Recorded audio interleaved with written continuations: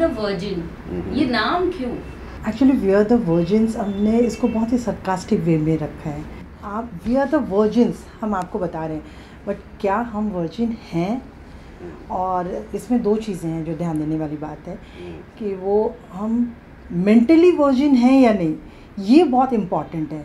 तो ये आपको भी अपने बारे में सोचना पड़ेगा। वर्जिनिटी बेसिकली दिमाग से ही उपज है उसकी, राइट? उसका सोसाइटी से, जिस तरह की सोसाइटी में हम लोग रहते हैं तो मैंने भी तो यही कहा। हाँ कहा, लेकिन मैं थोड़ा उसको और डिफाइन करूँ। ठीक है, तो नॉट इन इंडिया, लेकिन ऑर्थोडॉक्स फैमिलीज हर जगह पे हैं, और लड़कियों को खासकर वर्जिनिटी से उनको कंपेयर किया जाता है कि शादी से पहले उनको वर्जिन रहना पड़े। इनफैक्ट हर रिलीजन में, चाहे आप हिंदुज़म ले लीजिए, चाहे मुस्लिम ले लीजिए, चाहे आप क्रिश्चियनिटी ले लीजिए, सब रिलीजन में जो है वो बहुत महत्व दिया जाता है वर्जिनिटी को। लेकिन हम एक्चुअल में वर्जिन रहना चाहते हैं या नहीं, ये बहुत इम्पोर्टेंट है कि एक 18 साल की लड़की जिसको अडल्ट हमारे इंडिया में माना जाता है, क्या वो तब तक सच में अडल्ट ये वर्जिन रहना चाहती है, या उसके ऊपर वो चीज़ें थोपी गई हैं? ये सोचने वाली बात है, राइट? तो ये वी आर द वर्जिन्स जब पहली बार हम लोगों के दिमाग में आया कि ये नाम क्यों होना चाहिए, तो वर्जिनिटी आई थिंक मुझे ऐसा लगता है कि सिर्फ हमारे फिज़िकल अपीयरेंस से नहीं होना चाहिए, राइट? हमारे सिर्फ सेक्सुअल चीज़ों को लेके नहीं होना चाहिए कि हम लोग वर्जिन हैं, लेकिन लोग उसी के बारे में ही कहते हैं कि अगर आप सेक्सुअली तब तक इंटरकोर्स जब तक आपने नहीं किया है किसी के साथ, तब तक आप वर्जिन हैं। लेकिन जैसा इन्होंने कहा कि वो मेंटली बहुत इम्पोर्टेंट है कि अगर हम लोग अगर मैं शादीशुदा एक इंसान हूँ और मैं किसी दूसरी महिला के बारे में एक विचार भी अपने दिमाग में लाता हूँ, Exactly. तो दैट इज़ चीटिंग एक्चुअली।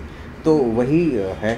और एक जैसे मैम ने कहा कि वो सटायर है एक सोसाइटी पे कि क्या हम लोग सच में वर्जिन हैं, हमको सोचना पड़ेगा। इट डजेंट मीन कि आप सेक्सुअली एक्टिव हैं या नहीं हैं, या आपने इंटरकोर्स किया है या नहीं किया है, लेकिन आप मेंटली आप अपने दिमाग में वर्जिन हैं।